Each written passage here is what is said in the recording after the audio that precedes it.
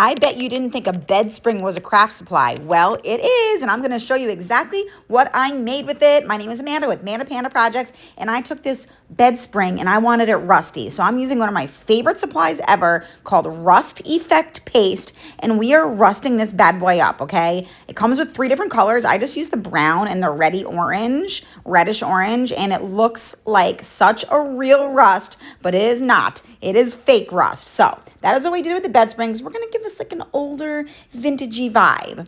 All right, so now I'm taking some muslin that I coffee stained at home with some instant coffee, and I'm taking some polyfill. It's actually leftover filling from a thrift store pillow, and I am just balling it into this muslin, and I'm going to group it all together and then tie some twine around the top. So this is going to be a Bedspring Santa, as the title says, and we are making the Santa's head. It's a lot easier if you have 2 people here to tie that, but I managed to do it with my one hand. All right, so now we got to make Santa's beard. So I'm just ripping up a bunch more of this muslin into little strips. I would say like a 1/2 inch wide probably, but it doesn't have to be exact. And then I'm cutting them into maybe about like 4-5 inches long. I did a couple of them a little bit different sizes. They're not all exactly the same. And I took each piece and I slowed it down here for you, and I just tied a knot in the middle, just like that. So you got a strip of fabric, 4 or 5 inches long-ish, with a knot in the middle. And I just did a whole bunch of those. I wasn't exactly sure how many I was going to need. I didn't count them or anything. But when I felt like I had enough to make his beard, I moved on. All right, so now we're just going to do super simple eyes with a black Sharpie because it's hard to paint a fancy face onto the muslin. So we just kept it super simple with a little black circle and then white dots in the middle. For his nose, I'm using a 1/2 wood bead. I just used some old Dollar Tree Wet n Wild blush, and I blushed up the nose, blushed up the rosy red cheeks. Oh, starting to look cute. Glued the nose on here, and now we got to start building his beard. So I took 2 of those pieces, and you're going to put a line of glue, and then you're going to glue where the knot is. Okay, so you're just going to stick the knot down. I did 2 pieces under his nose for Santa's mustache, and then I just started building his beard. So I went all along and like up his rosy cheeks, like kind of around them and up, so that it's going to meet all the way to his hat, because you know how the beard goes all the way up towards their ears. So I just kind of built it around and up first, and then I went back down and filled out the bottom. So there's no right or wrong. Just do the best you can. It's so grungy and fluffy and messy in the end that I promise you it will look good. So I just want to take a minute and tell you guys to make sure that you are following my page or subscribe to my channel, because if you think this is cute, you might never see me again if you are not following along. And also leave me a comment. Let me know what you guys think of this cute one. All right, so once his beard is all built, now we're going to give him a hat. I used some red kind of homespun fabric.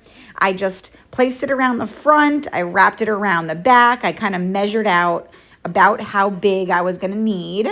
And then once I had that marked, I just went ahead and cut that piece of fabric off, and then I'm going to go back and just glue it down.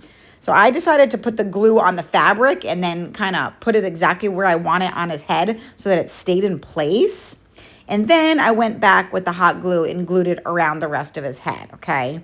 And then once I went all the way around the back, I'm just going to kind of seal it up in the back, up lengthwise up the fabric, but I didn't quite go all the way up, because you're going to see what I do here is I'm leaving quite a bit as like a tail, not a tail, I don't know, extra on the end of his hat, because I want it to kind of look like a hanging floppy hat, and we're going to put a bow on it later. All right, of course we need some sort of white around his hat. So I have this white fur that I got. It was actually sent to me by the company, but you can get it from Joann's Fabrics, but it was too stark white. So I took some Kiehl's dark wax and just kind of dirtied it up. I wasn't sure that was going to work, but I've done it a few times before, and it works great. You can also coffee stain it. That will work as well. Probably get a little more uniform of a color if you coffee stain it, but I hadn't thought ahead that far, so Kiehl's dark wax it is, and then I just glued it around the rim of his hat. I just gave a few little buttons here. I had to use E6000 and hot glue to make it stay on the rusty springs. And now it's time for a bow.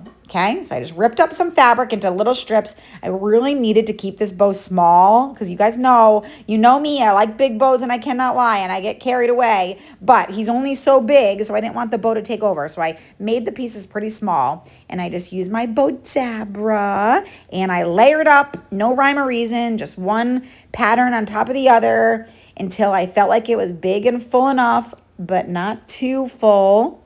And then I go ahead and I just tie the bow off. And actually, I'm pretty proud.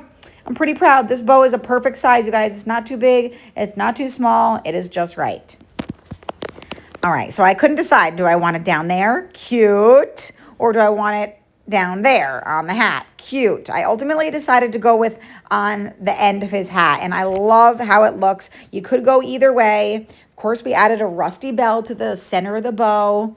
And now it's time to put them all together and finish him off with a little sprig of greenery and two little itty bitty red berries in his hat over there where the bow is going to go. And this is very small. It just gives it a little something, but you could have left this off. I just wrote ho, ho, ho on a little tag and tied it down there. I felt like the bottom spring needed a little something, and I think it was just what it needed. So here he is all done. So darn cute. Perfect for Christmas, you guys. I love crafting with Bedsprings. It's so fun. You could even set the Santa head right on a table and he would be cute as well. So let me know, what do you think of this cutie?